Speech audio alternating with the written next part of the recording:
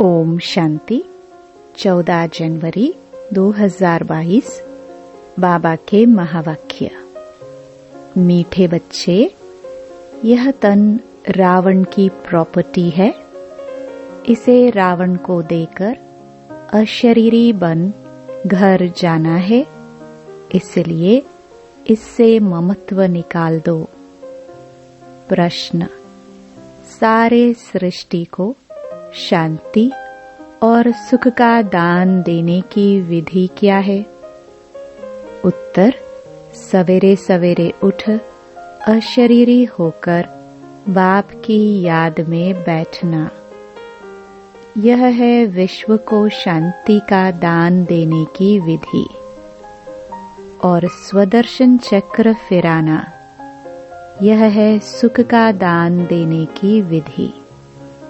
ज्ञान और योग से ही तुम एवर हेल्दी वेल्दी बन जाते हो, सृष्टि नई हो जाती है।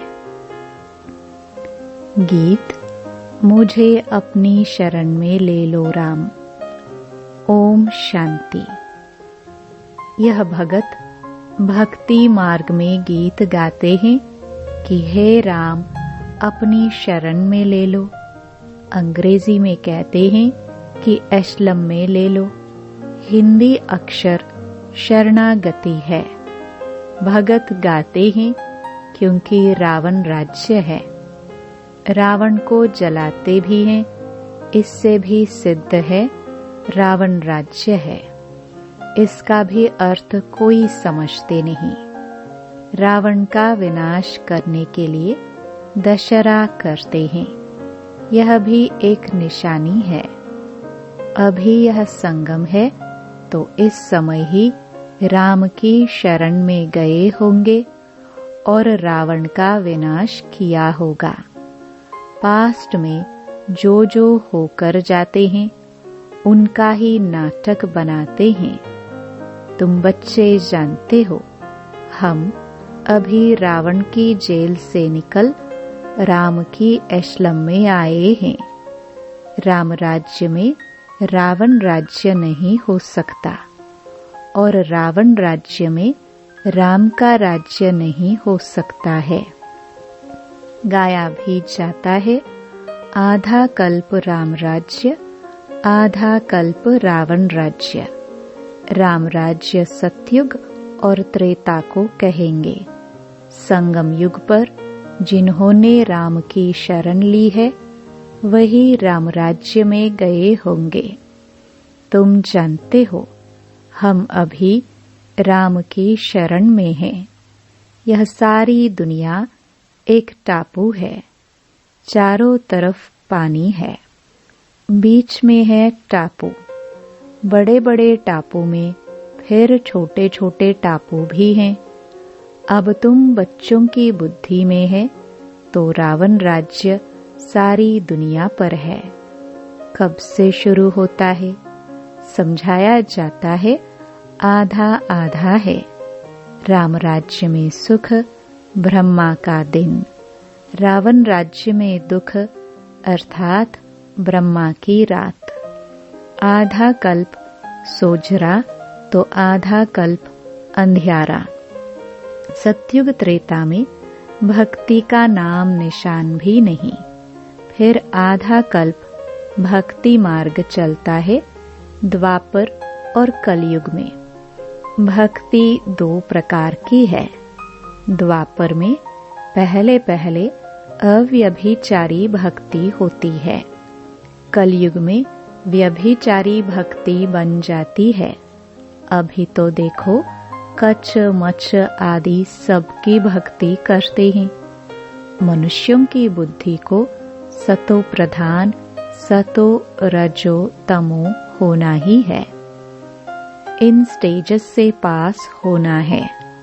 बाप समझाते हैं, तुमने अभी राम अथवा शिव बाबा की गोद ली है। ईश्वर को बाबा कहते हैं।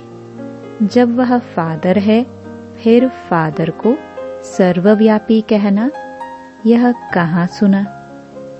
कहेंगे फलाने शास्त्र में व्यास भगवान ने लिखा है, बाप समझाते हैं, सर्वव्यापी के ज्ञान से तुमको कुछ भी फायदा नहीं हुआ है।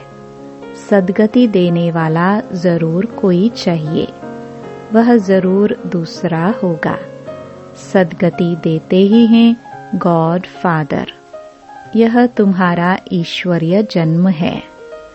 तुम अभी संगम पर हो। यह संगम का टाइम दिन में व रात में नहीं गिना जाता है। यह छोटा सा संगम है, जबकि दुनिया बदलनी है। आयरन एज से बदल गोल्डन एज होती है। रावण राज्य से बदल राम राज्य होता है। इस राम राज्य के लिए तुम पुरुषार्थ कर रहे हो, तो ऐसे ऐसे गीत भी काम आते हैं। यह हुआ जैसे श्लोक, इनका अर्थ किया जाता है। राम की शरण में जाने से फिर तुम सुख अर्थात राम राज्य में आएंगे। एक कहानी भी है, तुम पहले सुख चाहते हो या दुख? बोला सुख, क्योंकि सुख में फिर यमदूत लेने नहीं आएंगे, परंतु अर्थ नहीं समझते। बाप बैठ अच्छी रीति समझाते हैं, तुम्हारी बुद्धि में है हमारा देवी देवता कुल बहुत ऊंचा था। पहले ब्राह्मण कुल होता है, फिर देवता बनते हैं, फिर क्षत्रिय, वैश्य, शूद्र बनते हैं। तुम जानते हो, हमने ही इन वर्णों से पास किया है। अभी आकर ब्राह्मण बने हैं। यह विराट रूप बिल्कुल ही ठीक है। वर्ण सिद्ध हो जाते हैं। 84 जन्म एक ही सतयुग में नहीं लिए जा सकते। यह वर्ण फिरते रहते हैं। ड्रामा का चक्र पूरा हुआ, गोया 84 जन्म पूरे हुए। चक्र तो लगाना ही है, इसलिए दिखाया जाता है दैवी वर्ण में इतना समय, क्षत्रिय में इतना समय। आगे यह पता थोड़ी ही था। कभी शास्त्रों में भी नहीं सुना था कि ऐसे वर्णों में आना है।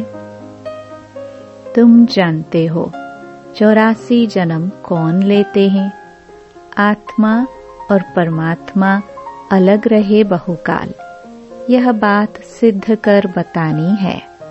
पहले पहले देवी देवता ही भारत में थे। भारत गोल्डन एज था। उस समय और कोई धर्म नहीं था। फिर चक्र को फिरना ही है। मनुष्य को पुनर्जन्म लेना ही है। चक्र पर समझाना बड़ा सहज है। बाबा डायरेक्शन देते हैं, प्रदर्शनी में ऐसे ऐसे समझाना। इस समय जबकि हमको नई दुनिया में जाना है, तो बाप कहते हैं यह पुरानी दुनिया है। इस पुरानी दुनिया, पुराने शरीर के जो भी संबंधी आदि है, उनका बुद्धि से त्याग करो। बुद्धि से नए घर का आह्वान किया जाता है। यह है बेहद का संन्यास। देह सहित जो भी पुरानी दुनिया के संबंध आदि हैं, उन सब को भूलना है। बाप कहते हैं अपने को देही समझो। तुम असल में मुक्ति धाम में रहने वाले हो। सभी धर्म वालों को बाप कहते हैं अब वापस चलना है। मुक्ति को तो सब याद करते हैं ना। अब चलो अपने घर, जहाँ से तुम नंगे अशरीरी आए थे। अब फिर अशरीरी होकर ही जाना है। शरीर को तो ले नहीं जा सकेंगे। आए अशरीरी हो तो जाना भी अशरीरी है। सिर्फ कब आना कब जाना, यह चक्कर समझना है। बरोबर सतयुग में पहले पहले देवी देवता धर्म के ही आते हैं, फिर नंबरवार आते जाते हैं। जब मूल वतन से सब आ जाते हैं तो फिर वापस जाना शुरू होता है।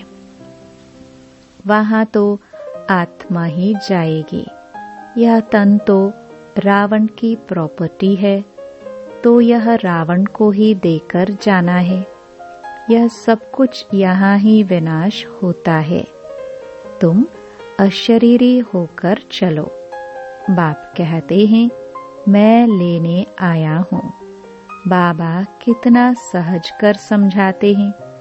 फिर धारणा भी होनी चाहिए, फिर जाकर औरों को समझाना चाहिए। तुम गारंटी करते हो, बाबा हम सुनकर फिर सुनाएंगे। जिनको यह प्रैक्टिस होगी वह सुना सकेंगे। तुम जानते हो, हमको इस दुनिया को पवित्र बनाना है। योग में रहकर शांति और सुख का दान देना है। इसलिए बाबा कहते हैं, रात्रि को उठकर योग में बैठो तो सृष्टि को दान दो। सवेरे सवेरे अशरीरी होकर बैठते हो तो तुम भारत को, बल्कि सारी सृष्टि को योग से शांति का दान देते हो। और फिर चक्र का ज्ञान सिमरण करने से तुम सुख का दान देते हो। सुख होता है धन से, तो सवेरे उठकर याद में बैठो, बाबा बस अब आपके पास आए कि आए। अब हमारे 84 जन्म पूरे हुए हैं, तो सवेरे उठकर बाप को याद कर शांति और सुख का दान देना पड़े। योग और ज्ञान से हेल्थ और वेल्थ मिलेगी। जब हम एवर हेल्दी होते हैं तो सृष्टि ही नई होती है। सतयुग त्रेता में हेल्दी वेल्दी है, कलयुग में अनहेल्दी अनवेल्दी है। अब हम हेल्दी और वेल्दी बनते हैं। फिर आधा कल्प हमारा ही राज्य चलता है। बुद्धि में जब यह ज्ञान हो तब खुशी रह सके। भल यह भी लिख दो कि 2500 वर्ष के लिए एवर हेल्दी वेल्दी बनना हो तो आओ इस ईश्वरीय नेचर क्योर सेंटर में। परंतु यह लिखेंगे भी वह जिसमें ज्ञान होगा। ऐसे थोड़े ही सेंटर हम खोलते हैं, सर्विस आप आकर करो। जो खोलते हैं उनको खुद सर्विस करनी चाहिए। झगड़ा सारा पवित्रता पर ही चलता है। विष न मिलने से अत्याचार होते हैं। अब है संगम, तो बुद्धि में सुख धाम और शांति धाम को ही याद करना चाहिए। दुख धाम है तब तो सुख धाम को याद करते हैं। तब ही गाते हैं, दुख में सिमरण सब करे, यह पतित दुनिया है। लॉ कहता है, कलयुग के अंत में सबको पतित होना ही है। जब तक संगम आए और राम राज्य की स्थापना हो जाए, फिर रावण राज्य का विनाश हो। अब विनाश की तैयारी हो रही है। रावण राज्य खलास होना ही है। बाकी यह गुड़ियों का खेल करते हैं। कितने गुड्डे गुड़िया बनाते हैं, इसलिए इनको अंधश्रद्धा कहा जाता है। जितने भारत में चित्र बनते हैं उतने और कहाँ नहीं बनते हैं। भारत में ढेर चित्र हैं। गाया भी जाता है, ब्रह्मा का दिन, ब्रह्मा की रात। दिन को फिर लंबा क्यों कर दिया है? यह भी समझने की बात है। पहले अव्यभिचारी भक्ति, फिर व्यभिचारी, पहले 16 कला, फिर 14, अंत में कुछ तो कला रह जाती है, परंतु इस समय 9 कला। इस समय है तमो प्रधान दुनिया। तमो कलयुग से शुरू होता है, फिर अंत में कहेंगे तमो प्रधान। अब दुनिया जर्जरीभूत हो गई है। पुरानी चीज को आपे ही आग लग जाती है। जैसे बट का जंगल होता है तो उनको आपे ही आग लग जाती है। इनको भी आग लगनी है। थोड़ा भी कुछ आपस में हुआ तो आग सुलग जाएगी। घर में कोई छोटी बात पर झगड़ा हो जाता है, आपस में दोस्त होते, थोड़ी सी बात पर ऐसी दुश्मनी हो जाती जो एक दो का गला काटने भी लग पड़ते हैं। क्रोध भी कम नहीं है। एक दो को मारने के लिए देखो कितनी तैयारी कर रहे हैं। यह है ड्रामा। क्रिश्चियन लोग हैं दोनों बड़े, आपस में मिल जाए तो सब कुछ कर सकते हैं। पोप भी क्रिश्चियन का हेड है, उनका मान बहुत रखते हैं, परंतु मानते उनकी भी नहीं है। यहाँ भी जो बच्चे बाप की मानते नहीं तो वह विनाशी पद पाते हैं। श्रीमत पर चलना चाहिए। श्रीमत भगवत गीता है ना, और कोई शास्त्र में श्रीमत है नहीं। श्री माना श्रेष्ठ ते श्रेष्ठ, जो कब पुनर्जन्म में नहीं आते। मनुष्य तो पुनर्जन्म में आते हैं। विद्वानों ने तो जन्म मरण से रहित की गाई हुई गीता में पूरे 84 जन्म लेने वाले का नाम डाल दिया है। वास्तव में परमपिता परमात्मा ही ज्ञान का सागर, पवित्रता का सागर, पतित पावन गाया हुआ है। वही वरदान देते हैं बच्चों को। उनके बदले कृष्ण का नाम डाल दिया है। पहले पहले शिव जयंती, फिर होती है कृष्ण जयंती। शिव बाबा आते हैं नई दुनिया स्थापन करने, तो पहले बाप का जन्म, फिर बच्चे का जन्म। बाप के जन्म से ही कृष्ण बच्चा निकला। वह भी एक तो नहीं होगा। दैवी संप्रदाय कहा जाता है ना, तो कितना भूल कर दी है। कोई एक भी इस बात को समझ जाए तो उनके सब जिज्ञासु टूट पड़े, सबका मुंह पीला हो जाए। कितनी बड़ी भूल है। तब ही बाप को आना पड़ता है।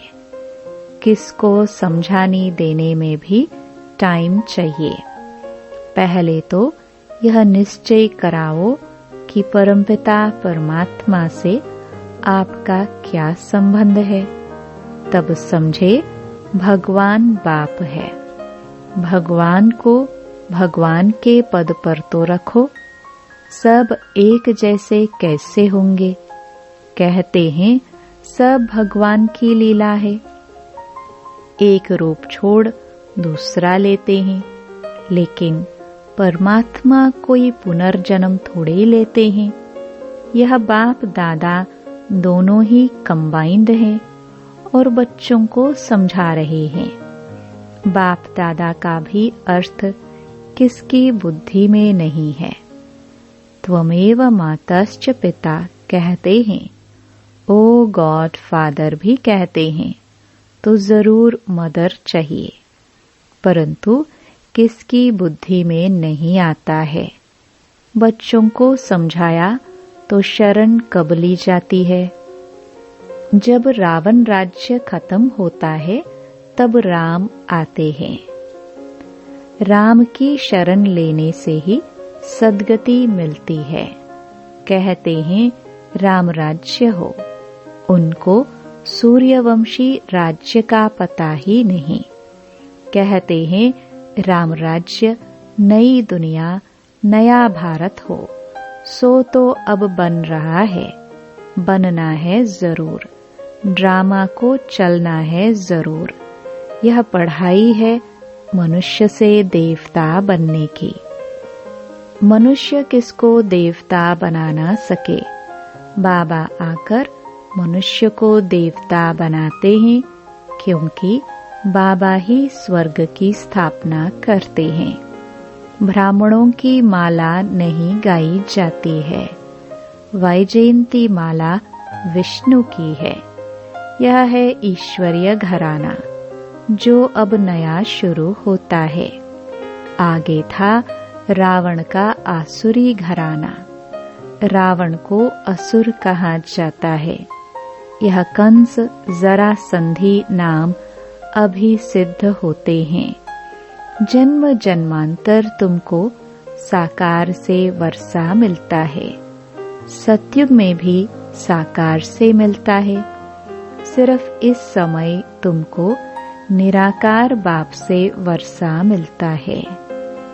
अच्छा, मीठे मीठे सिखिलदे बच्चों प्रति माता पिता बाप दादा का याद प्यार और गुड मॉर्निंग। रूहानी बाप की रूहानी बच्चों को नमस्ते। धारणा के लिए मुख्य सार। पहला, देह सहित पुरानी दुनिया के संबंधी आदि सब भूल स्वयं को देही समझना है। बुद्धि से नए घर का आह्वान करना है। दूसरा, सवेरे सवेरे उठ सारी दुनिया को शांति और सुख का दान देना है। वरदान, आकारी और निराकारी स्थिति के अभ्यास द्वारा हलचल में भी अचल रहने वाले बाप समान भव। जैसे साकार में रहना नेचुरल हो गया है, ऐसे ही मैं आकारी फरिश्ता हूँ और निराकारी श्रेष्ठ आत्मा हूँ। यह दोनों स्मृतियाँ नेचुरल हो, क्योंकि शिव बाप है निराकारी और ब्रह्मा बाप है आकारी। अगर दोनों से प्यार है तो समान बनो। साकार में रहते अभ्यास करो, अभी अभी आकारी और अभी अभी निराकारी। तो यह अभ्यास ही हलचल में अचल बना देगा। स्लोगन, दिव्य गुणों की प्राप्ति होना ही सबसे श्रेष्ठ प्रभु प्रसाद है। लवलीन स्थिति का अनुभव करो। जो प्यारा होता है उसे याद किया नहीं जाता, उसकी याद स्वतः आती है। सिर्फ प्यार दिल का हो, सच्चा और निस्वार्थ हो। जब कहते हो मेरा बाबा, प्यारा बाबा, तो प्यारे को कभी भूल नहीं सकते। और निस्वार्थ प्यार सिवाय बाप के किसी आत्मा से मिल नहीं सकता। इसलिए कभी मतलब से याद नहीं करो, निस्वार्थ प्यार में लवलीन रहो। ओम शांति।